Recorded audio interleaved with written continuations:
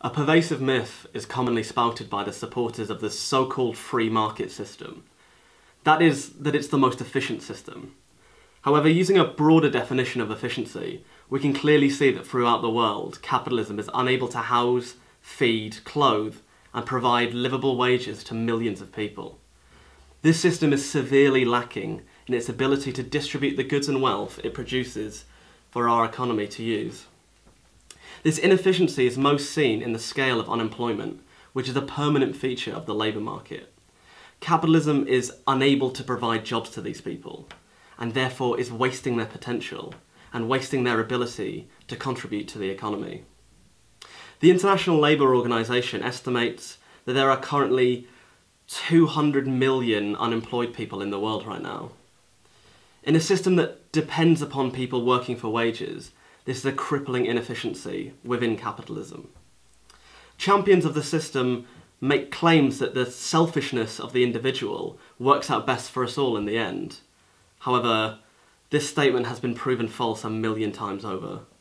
The need to constantly satisfy the need for profit of a handful of private individuals means that overall there's a complete lack of control. Many services that need to be done and goods essential to us all are scrapped if profit cannot be made. Wealth accumulates at the top of society and it's not invested despite the need and the ability to do so. This money isn't invested productively. On the other hand, vast sums of money are wasted on totally unproductive expenditure every single year. So last year, for example, $500 billion was spent on advertising and over $1.5 trillion on military spending, whilst all over the world vital public services are cripplingly underfunded and are often non-existent. According to tradingeconomics.com, every single country is producing less than their already existing economic capacity would allow them to do. Poorer countries especially are stripped of their resources and left underdeveloped. Peru, for example, is currently producing as little as 32% of what it could be. Even the most developed and productive countries like the USA, for example, it's only producing 77% of what it could be. Private property, profit and markets are the reason for this wasteful and inefficient system. Compare this to what could be achieved with a rationally planned socialist economy. Within a socialist democratic society, we could accurately plan, regulate labour and production to maximise efficiency and minimise all the waste. These ideas are far from idealistic or utopian.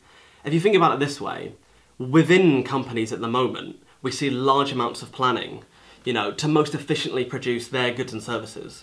Take, for example, Ford or Microsoft.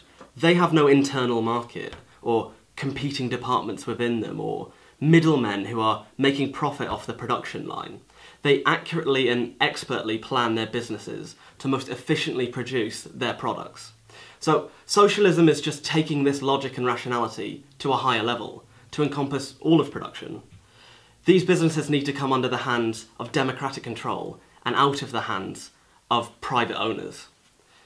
In private hands, they're totally underutilised, made wasteful, and it's totally inefficient. If socialism and the planning of production is implemented democratically, from the bottom up, we could unleash the productive potential of our whole society, investing in developing technology and automation, and we could finally do away with this old, wasteful and inefficient mode of production, which at the end of the day only puts money into the pockets of 1% of the people.